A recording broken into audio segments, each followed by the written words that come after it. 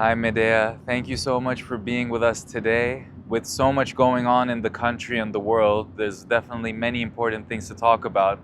In the US, it's become common now for ICE agents wearing masks to snatch people off the streets. And there's also currently attacks against your organization, Code Pink. Members of Congress have made allegations against you, claiming that you're backed by China or by Iran or by Russia in some cases, and they say that you support Hamas and that you're a foreign agent. What's your response to them? In the past we used to laugh because it's so absurd. I mean, I myself have been protesting since the time of Vietnam, and nobody ever pays me to protest. But now it's gotten more serious because we're in very dangerous times. And given the way they're snatching up students on the street, green card holders, taking people's phones when they come into this country, taking their electronics. We have members of Congress who are asking for the Attorney General to investigate us. It's starting to get more serious. So there are, we certainly are not going to be silenced, but we do worry about the escalating attacks on people who are simply speaking out against genocide. So it's dangerous times.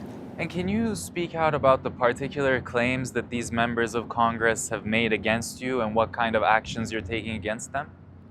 Well, there are several. For example, there are 4 members of the Republican Party that have asked for us to be investigated because they say we are providing aid and abetting illegal aliens. I think that just means that on our website we tell people what their rights are if they're confronted by ICE agents. There's another senator who has asked for us to be investigated for our links to the Chinese Communist Party, and this is one they've been using for the last year. We have zero contact with the Chinese Communist Party. We get zero money from them. Once when I made a visit to Iran, and we believe in traveling all over, especially to countries where the US has bad relations, I was greeted by people from the FBI who said that I should register as a foreign agent for Iran, which is absurd. So, we just keep waiting to see if they're going to get any more deliberate with us. But in the meantime, we fight back, not only through articles on social media and the media, also by sort of mocking them. For example, we turn around and say that it's actually the head of the Senate Intelligence Committee, who is Tom Cotton, who is a foreign agent because he represents Israel. He's gotten millions of dollars from AIPAC lobby groups when he first ran for Senate in 2014. And he continues to take hundreds of thousands of dollars from AIPAC. And so it's quite interesting that they accuse us of getting money from foreign countries when they're the ones who get money from lobby groups that represent a foreign country. Yeah, certainly. Like, while they're claiming that you get funded by China, or they even can't decide who you get funded by, they seem to change that. Meanwhile, they're getting millions of dollars from AIPAC, clearly being funded by a foreign entity. Now, when we look at what's happening in America, do you see that there is an attack on free speech? Are things getting worse? That seems to be the worry at this moment, looking at the green card holders being snatched up. Should American citizens be worried of these developments too? We're terrified by what is happening. I mean, we haven't seen anything like this in our lifetimes. It goes back to the 1950s when there was what we call the McCarthy scare, the Red Scare, when people were accused of being communist and they lost their jobs, and it was a terrible time. It seems like we're going into that kind of what some are calling neo-McCarthyism. The snatching up of students who are here legally, have committed no crimes, is casting a pall on all kinds of people who have been speaking out, particularly around Palestine. We find that the people who used to come with us in the halls of Congress are afraid to come, a lot of them. Certainly if they are green card holders, if they are students. We find that the repression against students has been so severe that many students are afraid to be seen in protests. It is certainly a different kind of feeling we have right now. I can't tell you the number of people who have said to me, I'm scared. I'm afraid to leave the country. I don't know if they'll let me right back into the country. I don't know if they'll take my phone away from me and look at all of my contacts, and would that get anybody in trouble? And I'm afraid to like things on social media now. Will that get me in trouble? And we keep saying them to people, look, if you act scared, if you let them intimidate you, then they're winning. They're only doing this now because they're losing in the court of public opinion. They're losing certainly in the global opinion, and they're getting desperate, and that's why they're doing these kinds of things. You know, I read an article recently going back to this issue of AIPAC and the lobby groups that said the members of Congress don't vote in a way because AIPAC tells them to do it. They vote because they see what the public opinion is. Well, that was written 2 decades ago. Now public opinion has totally changed, and the majority of people are not sympathetic to Israel anymore. And the number of people more sympathetic to Palestine has kept growing. So now there's only 46% of the population that is sympathetic to Israel. And if you there's a real generational breakdown. So if you look at the young people, they're way more sympathetic to Palestine. So why don't we have in Congress that same kind of breakdown, with half the members of Congress should be putting out legislation that says no more weapons to Israel, stop the genocide, we won't continue to back Netanyahu. But that's not what we're seeing. Yeah. As you mentioned, you made many very important points. But yes, the Congress definitely doesn't represent accurately the amount of Americans who are concerned for Palestine, who are not supporting America's relationship with Israel. But that doesn't seem like the path Donald Trump has taken so far. But prior to his election, there was hopes that Trump can be a president for peace. He made claims like that, saying that he's going to bring about peace not only in Palestine, but also between Ukraine and Russia. What's your take on how his term has turned out so far? And do you think he has some potential to be a peacemaker in some area of the world? I think in the case of Ukraine, perhaps, and I'm hoping. We always were asking Biden, talk to Putin, start negotiations. This endless war is just harmful toward the people of Ukraine who are exhausted from war, and it's taking billions and billions of dollars from the American public. We have to start negotiations. And Biden refused to talk to Putin. So we were glad when we heard, you know, in the early days of the Trump administration, that he got on the phone and had a 90-minute, a long phone call with Putin. You know, it's had its ups and downs. I think the way he has treated Zelensky in public is not the role of a negotiator. You know, he can be extremely undiplomatic, to put it nicely. But I think there can be progress made in the case of Ukraine. In the case of the Middle East, you know, we also had hope because it was because of Trump that we got the ceasefire. You know, we didn't get a ceasefire during Biden's time. Right. And so we were hopeful.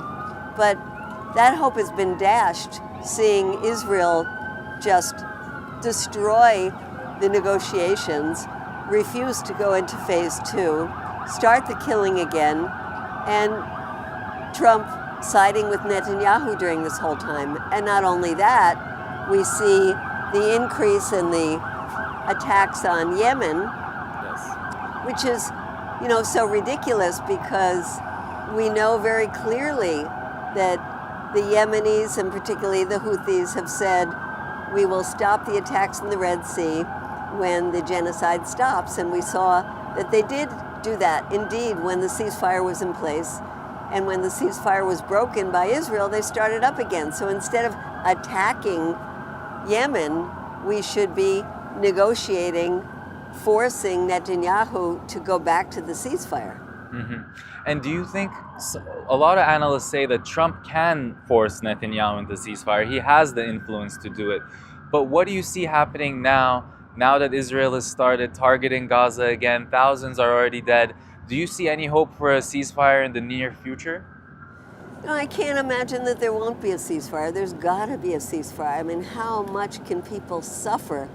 And we've been saying this for so long, like, where is the world community? Where is the rule of law? Where are the Arab leaders? And yes, they met and they came forward with their own plan for how Gaza could be rebuilt.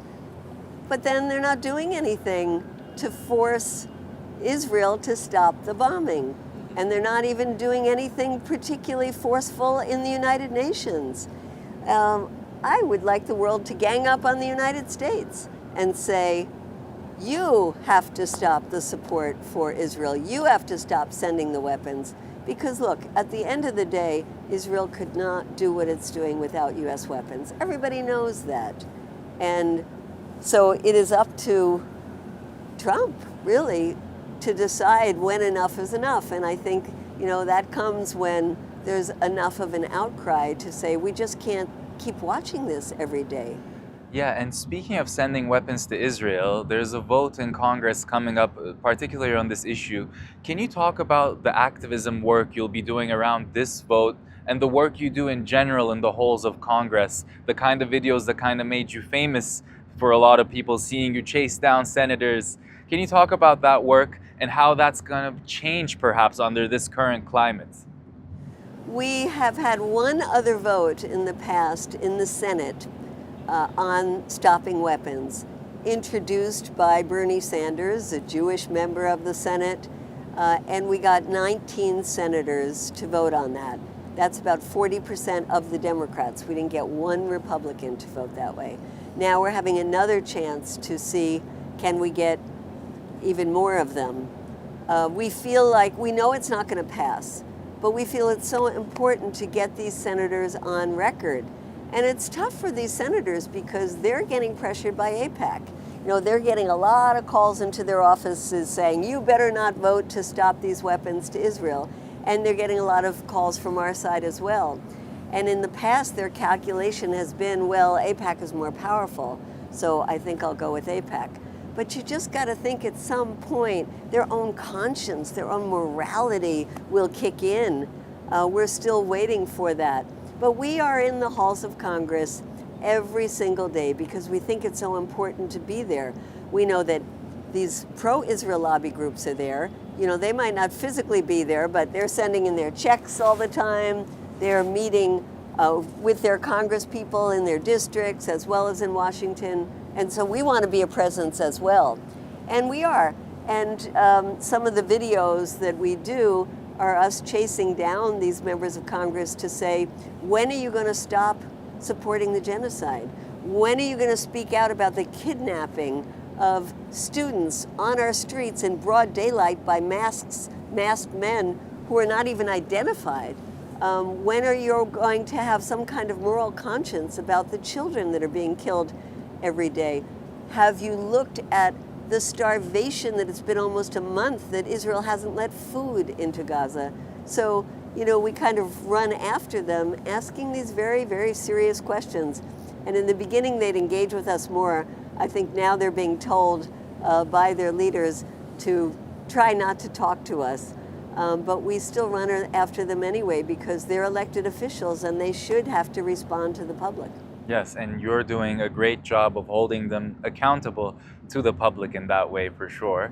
Well, yes, and I don't know if you've seen any of the town halls, the meetings they have when they go back to their districts, Right. But they have been interrupted not just about the issue of Gaza and Palestine, but also about the broader issues about what Trump is doing in the cutting of government agencies, the threats to so many people's livelihoods, the threats to cut basic social safety net like Medicare and Medicaid and Social Security. So these Congress people, when they go back to their districts, they're getting an earful from their constituents. Mm-hmm.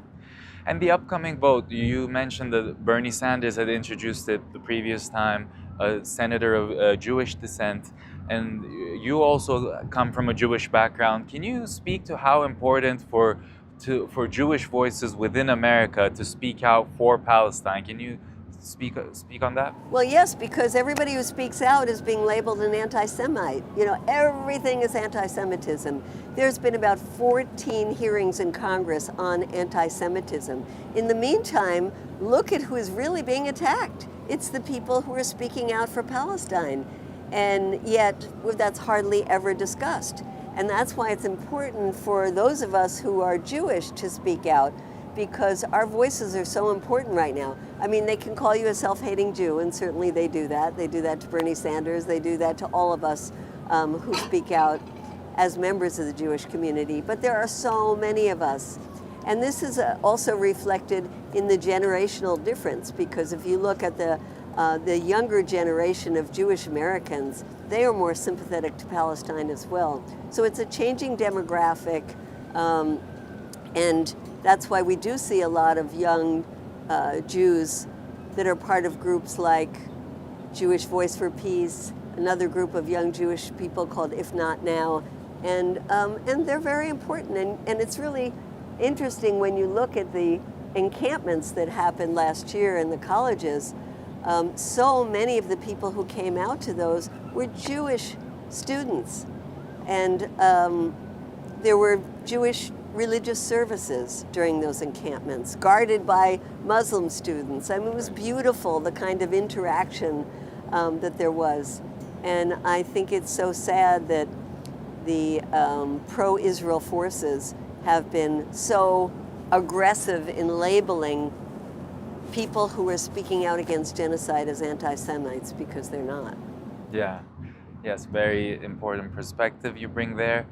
And now, like you mentioned, that we're in unprecedented times. Like, you've been demonstrating since Vietnam, since the McCarthy era, but what we're seeing now is perhaps unprecedented and never seen before. Where do you see things headed for America from here on? Is things going to get worse? Is there going to be more encroachment on free speech?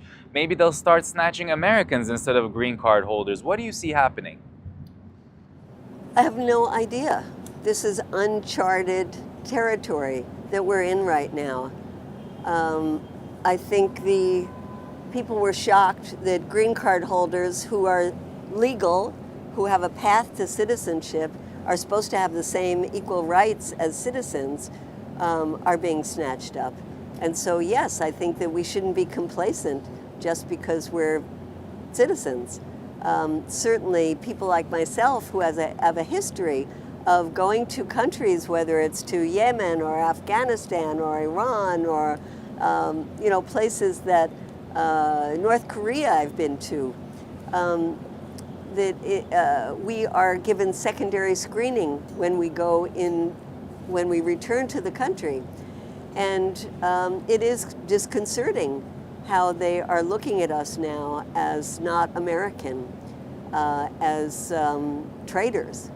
And so, yes, we have no idea where we're going. I do think that with American people, what they care about most is the economy. And I think that some of Trump's policies of putting these tremendous tariffs on goods coming into the country is creating inflation, is going to hurt the pocketbooks of the American people. And that's where you're going to see them rising up. And we'll probably see that as we get close to the next congressional elections. And maybe that will be a force that will kind of tone down this administration. The other thing we're seeing is other countries around the world rising up and saying, we're not going to live by the dictates of the United States. You know, they have been for years now forging new relationships like the BRICS. And it's funny, the opposite effect that U.S. policies are having of pushing countries closer to China, pushing Russia and China closer to each other, pushing Iran, Russia and China closer to each other. At some point, there has to be blowback. And I think that we see already in this administration so much contradiction. For example, take the issue of Iran. There are some people in the administration who say it's important to talk to Iran. A war with Iran would be terrible. And you hear conciliatory tones coming from Trump. And the next day you hear just the opposite. You know, if Iran doesn't do what we want, we're going to blow them to smithereens. And that's certainly not the way to get the Iranians to the negotiating table. We're seeing ups and downs constantly when it comes to the Middle East, when it comes to Ukraine, when it comes to even the way that Trump talks about his good friend Putin one day, and the next day he's very angry at Putin. So how are we supposed to know where this is leading? I think unpredictability is the main basis of this administration, and I think they do it on purpose to keep us jumping. But there is one other thing I'd like to point out, which is that people in this country are traditionally call themselves Republicans or Democrats or independents. I think that's starting to change. And when Bernie Sanders has been traveling around many of the states in the middle of this country, he's getting a big audience of people who voted for Trump, who might have considered themselves Republican, and they're starting to question it now. And you get many Democrats who maybe were lifelong Democrats, but were so disappointed with Joe Biden and his presidency and started to kind of leave the Democratic Party. So I think there are more and more people who aren't really concerned about party affiliation. And there we can unite over issues rather than around party politics. And that's where I find some hope. For example, I'll give you one that's very interesting. People who were involved in the January 6th insurrection. These are what we call the MAGA people, the Make America Great Again stalwarts of Donald Trump. When they were in prison, before they got pardoned by Donald Trump, they saw the terrible conditions in the prisons. They saw the racism against the black people in this country in the prisons. They saw the power trip of the people who run the prisons.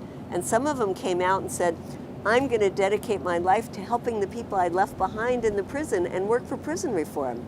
And so they're working up with people who would consider themselves on the left, people who would consider themselves Democrat, to come together around that issue. So that's just an example where people are starting to shed a little bit that party affiliation and look more at what can unite us. Mm-hmm. And that's very important to say, what can unite us in these bleak times. You do have a message of hope as well, you know, going to the future. And I guess you need some hope, right? To be like you and to be active for so many years, be an activist, you need to see a light at the end of the tunnel. Well, in terms of the light at the end of the tunnel, I think, you know, maybe because I'm in my 70s now, I've seen a lot, and things are cyclical. And we see them not just in the United States, we see them all around the world, where things go up and down and good and bad. And the only thing that we can do is, thank God when we get up in the morning we're alive. We can put our feet on the ground. We can face another day. We have a saying that says, a protest a day keeps the fascists away. So, you know, get out and organize, bring people together, be loud, be unapologetic, not be afraid. I mean, those are the key things to retain the semblance or the reality of a democracy in this country. So I would just say that the worst thing is to give in, the worst thing is to be scared, the worst thing is to be depressed. And a lot of people are depressed. You got to get out of that and get up every day to think, what can I do to help the people in Gaza? What can I do to help the people who are suffering, whether it's an earthquake or whatever is happening around the world? What can I do to make the world a better place? And that will make you feel a lot better about the state of things. Thank you so much, Medea. So many important insights that you shared with us here today. Thank you for coming on. Thank you. Thank you.